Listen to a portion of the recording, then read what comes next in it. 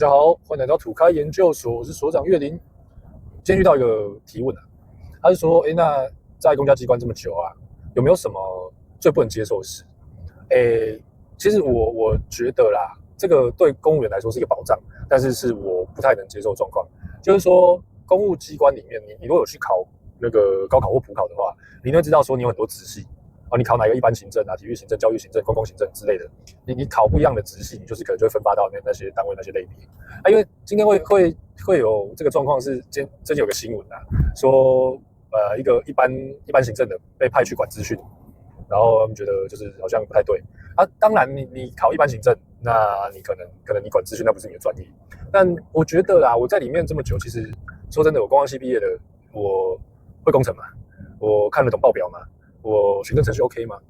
这个其实都是过程里面学来的，没有人一开始就会嘛。那你到这个机关里面，他可能会需要很多你去学习的地方，可能需要很多你帮个忙哦，帮长官扛一下这个缺或怎么样，去把这个时间读过去。那当然这就是凸显你的价值跟增加你的能力的地方啊，我是这样看待的啦。可是其实很多时候都会遇到，就是同事就丢一句啊，我一般行政的啊，工程我又不会，我一般行政的啊，出餐我又不会。什么啊，我教育行政的啊，我又不会稽查。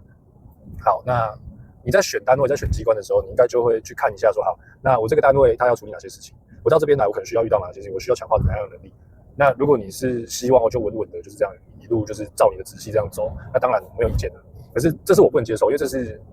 保障，这是对公务员的一个保障。你考到什么，当然你就是依照你的专长去发挥。可是其实大部分都是要学很多东西的，你都要处理很多跟你直系不相关的东西，这样你才有办法在这个机关里面就是做事情得心应手，然后没有问题。那当然不做不错嘛，你如果不做那没问题啊，没关系。像我是不太能接受，就是有任务下来，然后你跟我说你不会，有任务下来你跟我说这个你没学过啊，那其他人也没学过啊，所以我觉得这是一个不一样的心态啊，也是因为这样我才有办法去现在在外面这样帮大家解决问题啊。当然，你有越多的能力，你有越多的武器。你的收入就不会仅限于高考、补考这个金额啦。所以给大家一个参考，一个建议。如果说真的要我讲，有什么不能接受？我不能接受就是你告诉我说这个不关你的事，这个我不会